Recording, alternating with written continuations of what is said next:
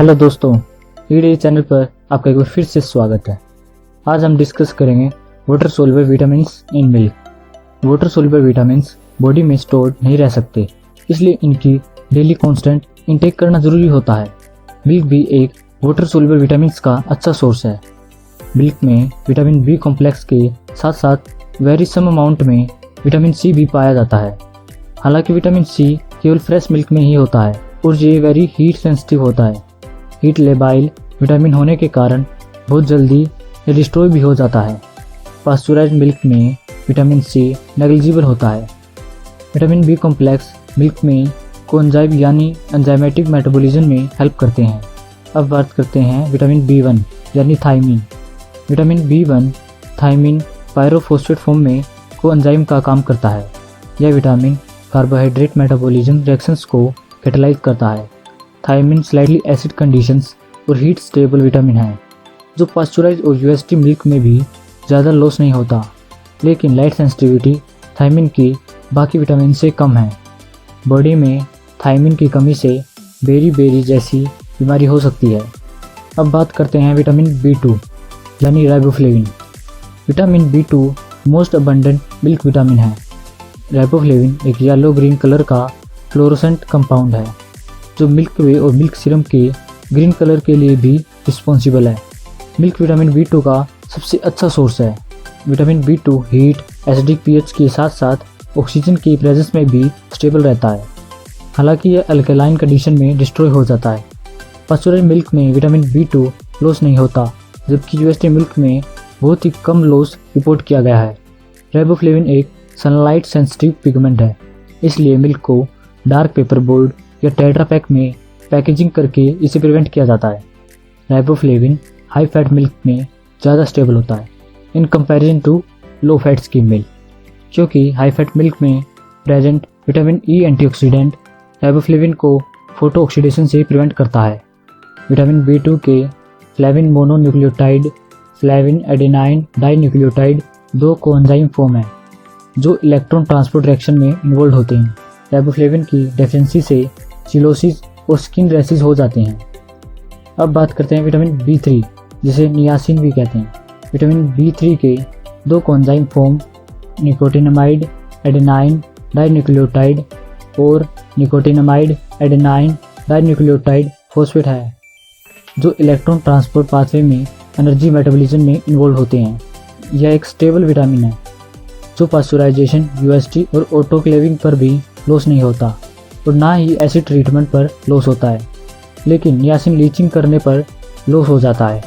Niacin की deficiency से pellagra नामक डिजीज़ का खतरा रहता है। अब बात करते हैं विटामिन B7 की, जिसे बायोटिन भी कहते हैं। इसे विटामिन H भी कहते हैं। विटामिन B7 भी एक स्टेबल विटामिन है, जो मिल्क प्रोसेसिंग और स्टोरेज पर लॉस नहीं होता। इसकी मिल्क पाउडर में बायोटिन ज़्यादा होता है as compare to normal liquid milk. यह न्यूट्रिएंट्स जैसे प्रोटीन, कार्बोहाइड्रेट, फैट्स को एनर्जी में कन्वर्ट करने में सहायता करता है। इसकी कोएंजाइम फॉर्म बायोसिटिन है। बायोटिन डेफिशिएंसी के कारण हेयर लॉसेज और स्किन प्रॉब्लम्स हो सकती हैं। अब बात करते हैं विटामिन B5 जिसे पेंटोथेनिक एसिड भी कहते हैं। विटामिन B5 पेंटोथिनेट की फॉर्म में प्रेजेंट होता है। यह कोएंजाइम एक ही स्ट्रक्चर का ही एक पार्ट है, जो लिपिड और कार्बोहाइड्रेट मेटाबॉलिज्म रिएक्शंस को कैटालाइज करता है। पेंटोथिनेट न्यूट्रल pH पर तो स्टेबल होता है, लेकिन हाई टेम्परेचर पर एसिड और अल्कली कंडीशन पर इजीली हाइड्रोलाइज हो जाता है। यह पास्चुराइजेशन टेम्परेचर पर भी स्टेबल रहता है। पेंटोथेनिक एसिड की डेफिशिएंसी ह्यूमन बींग्स में रेयर ही होती है। अब बात करते हैं विटामिन B6 जिसे पैरिडोक्सिन कहते हैं। यह एक सेंसिटिव विटामिन है। यह यूवी लाइट, पास्चुराइजेशन और यूएसटी हीट ट्रीटमेंट से लॉस हो जाता है। पैरिडोक्सिल फॉस्फेट इसका एक्टिव कोएंजाइम है, जो अमीनो एसिड मेटाबॉलिज्म में सहायता करता है। मिल्क में इसकी कंसंट्रेशन बहुत ही कम होती है, इसलिए इसकी डेफिशिएंसी वीकनेस, इरिटेबिलिटी और इंसोम्निया का कारण बन सकती है। अब बात करते हैं विटामिन B9 जिसे फोलेट और फोलिक एसिड भी कहते हैं। यह टेट्राहाइड्रोफोलिक एसिड कोएंजाइम की फॉर्म में एग्जिस्ट करता है। यह प्यूरिन्स और पिरामिड्स की बायोसिंथेसिस में इन्वॉल्व होता है, जो RNA और DNA के लिए ज़रूरी है। इसकी डेफिशिएंसी से सेल डिवीजन और प्रोटीन सिंथेसिस में रुकावट आ सकती है। ये विटामिन लाइट और हीट सेंसिटिव होता है। ब्रेस्ट और मदर मिल्क में एक्टिव फोलेट बाइंडिंग प्रोटीन्स होते हैं, इसलिए ब्रेस्ट फीड करने वाले बच्चों को विटामिन B9 की कम जरूरत होती है इन कंपैरिजन टू बोतल से मिल्क पीने वाले बच्चों से। काव मिल्क में फोलिक एसिड की कंसंट्रेशन बहुत कम होती है। अब बात करते हैं विटामिन B12, जिसे साइनोकोबालामिन भी कहते हैं। यह विटामिन अन्य वाटर सोल्युबल विटामिन से थोड़ा अलग है, जो बॉडी में लीवर में कुछ समय के लिए स्टोर हो सकता है। यह मिल्क में एक हीट स्टेबल विटामिन है, लेकिन एसिडिक और अल्कलाइन पीएच पर इसकी एक्टिविटी लॉस हो जाती है। ये लाइट की प्रेजेंस में रैपिडली डिग्रेडेड हो जाता है, इसलिए इसे डार्क मिल्क बोतल में प्रेजर रखा जाता है। कोबाल्ट एलिमेंट के कारण इसे साइनोकोबालामिन कहा जाता है। Vitamin B12 deoxy adenosyl cobalamin coenzyme की फॉर्म में एग्जिस्ट करता है। विटामिन B12 का cofactor function methionine synthase L-methyl malonyl coenzyme A mutase के लिए है, जो प्रॉपर रेड ब्लड सेल्स और हीमोग्लोबिन सिंथेसिस के लिए रिस्पॉन्सिबल है। विटामिन B12 की डेफिशिएंसी से पर्नीशियस अनीमिया का खतरा रहता है। अब बात करते हैं वाटर सोल्युबल विटामिन्स की amount in 100 gram of whole cow's milk.